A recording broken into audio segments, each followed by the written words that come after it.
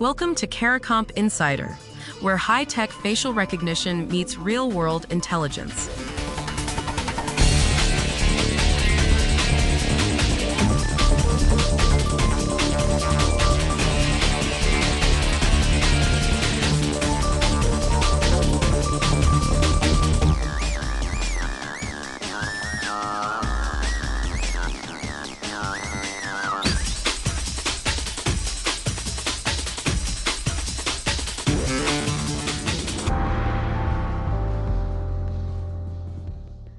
When you use one of those virtual try-on tools to see how a pair of glasses looks on your face, the app is scanning the exact geometry of your face.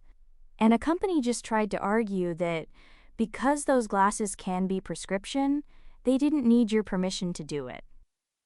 A federal appeals court just said, "No, that's not how this works." If you've ever clicked "Try it on" while shopping online, this is about you. That little preview isn't just a photo filter. It can measure the shape of your face and store it. And a lot of people assume that if a product is health-related, the company gets a free pass on privacy rules. This ruling blows a hole right through that assumption. So why did calling something a health product stop being enough?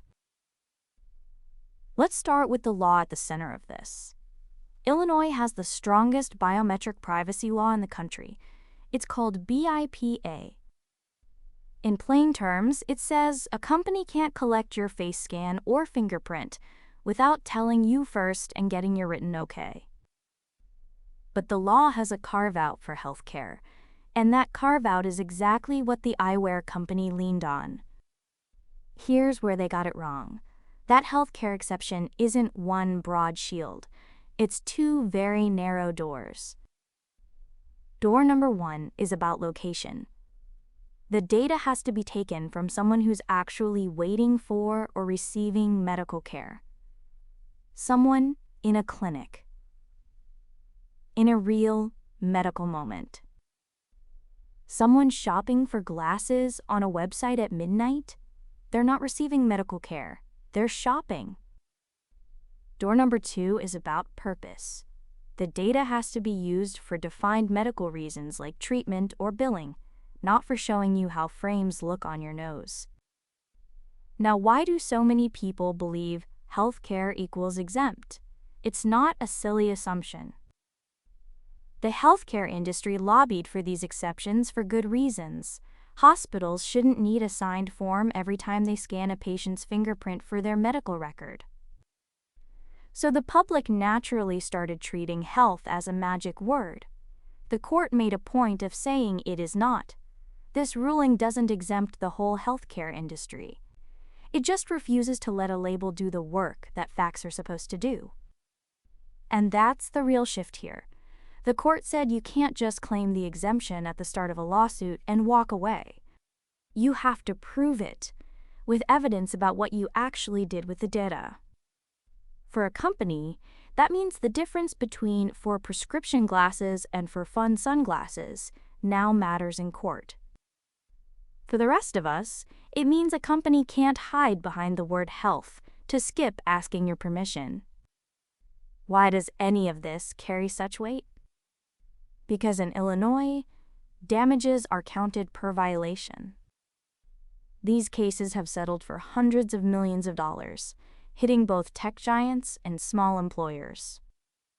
One misjudgment about an exemption can cost more than an entire legal department. The lesson underneath all of this is simple. What matters isn't what you call your product. It's what you actually do with someone's face. And now the law demands proof, not a convenient label. So let me leave you with the whole thing in 3 plain sentences. A company scanned people's faces through a glasses app and argued it didn't need permission because glasses are health-related.